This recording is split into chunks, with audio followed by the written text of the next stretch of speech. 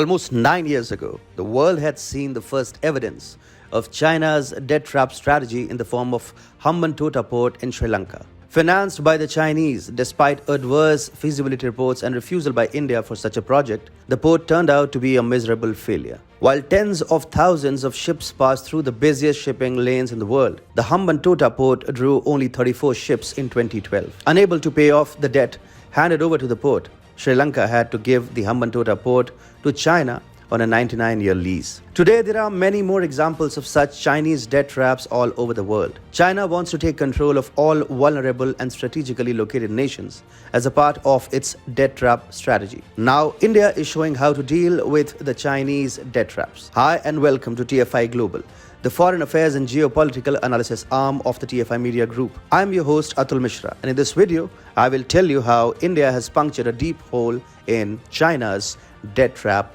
wall. Let's begin. You would have definitely heard about China's big debt trap.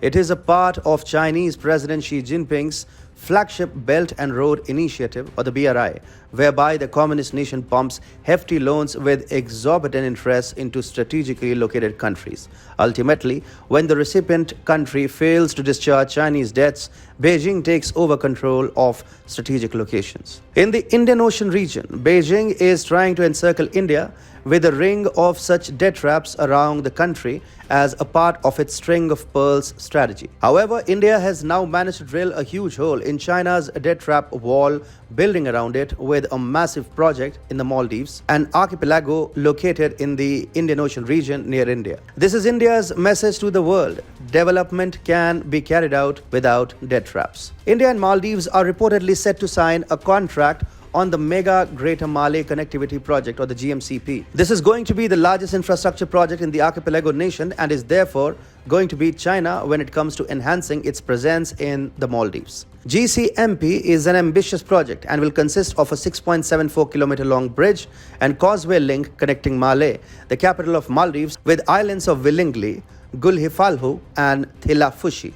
Unlike Chinese projects which are funded by commercially exploitative loans, GCMP will be financed under a grant of $100 million and a line of credit of $400 million from India. GCMP is expected to become the lifeline of the Maldivian economy, and it will create a major connectivity link joining the four main islands of the country where almost half of the archipelago nation's population lives. GCMP is bound to hurt China's presence in the Maldives. In fact, GCMP will completely undermine the 1.4-kilometer long Sinamale bridge connecting Malé with Hulhule and Hulhumale. The Sinamale bridge was built in 2018 with Chinese support. Moreover, India is deeply involved in several infrastructure projects in the Maldives, such as the expansion of an airport, expansion of fisheries plant, and building a cricket stadium and road projects. New Delhi's involvement in the Maldives is rather benevolent, and India's line of credit is being reportedly used in 10 projects, including a cancer hospital. India's engagement with the Maldives practically dashes Beijing's hopes of fanning anti-India sentiment in the archipelago nation. It seems that the Maldives understood how the paper dragon burdened it with an unsustainable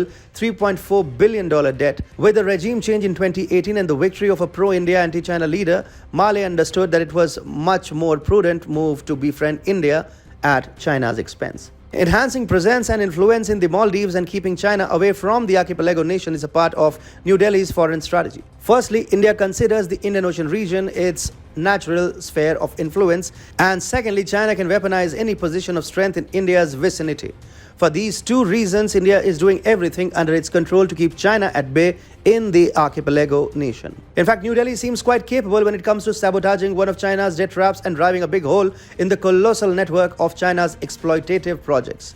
What India has done in the Maldives is a lesson for the rest of the world. The world can develop without China's debt traps. In fact, poor, undeveloped and least developed countries must be protected from Beijing's evil designs and should be given an opportunity of thriving in a friendly atmosphere. If a rising power like India can literally rescue a country from the big Chinese debt trap, then there is no reason why the US or European nations should not compete fiercely with China in order to restrict its debt trap projects. Contrary to what some pessimistic analysts have to say, China isn't invincible. All you have to do is offer a better deal, as India did with the Maldives, and the recipient country will come rushing away from Beijing. New Delhi is securing the Indian Ocean region from China. However, other powers like Japan, The US, Australia, and the EU must join hands in order to keep China at bay in other parts of the world, particularly the Indo-Pacific.